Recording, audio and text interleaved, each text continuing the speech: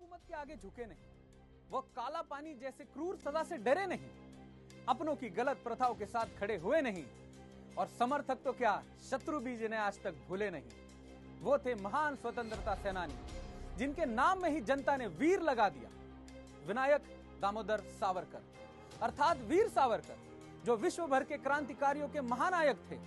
उन्होंने अंग्रेजों के विरुद्ध चल रहे संघर्ष को निर्णायक शब्द और दिशा दी। 1857 की क्रांति को अंग्रेजी सैनिक विद्रोह कहते थे।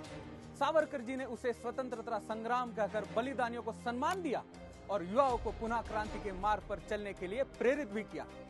उन्होंने लिखी इस पुस्तक को विश्व भर के क्रांतिकारियों ने भाषांतरित किया और प्रकाशित भी करवाया। पंजाब में क्रांति की मशाल जलाने वाले युवा सरदार भगत सिंह जी ने भी सावरकर के इस पुस्तक को गुरुमुखी भाषा में भाषांतरित करके छपवाया और युवाओं में भी बंटवाया।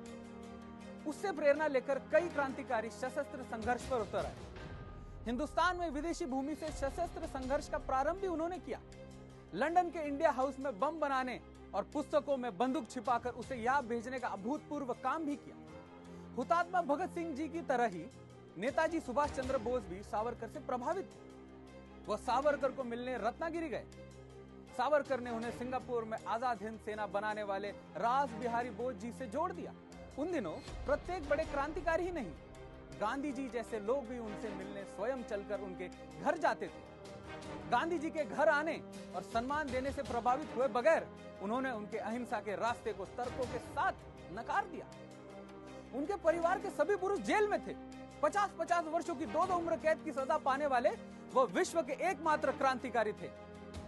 वह ऐसे साहित्यिक थे जिनके दीवारों पर लिखे गए काव्य को बाहर जाने वाले कैदी याद करते थे और बाहर जाकर प्रकाशित भी करते थे। अटल जी उनके इस बहुमुखी व्यक्तित्व के बारे में कहते हैं, सावरकर माने तेज, सावरकर माने त्याग, सावरकर माने तप, सावरकर माने तत्व, सावरकर माने तर्क, सावरकर माने तारुण्य, सावरकर माने तीर, सावरकर माने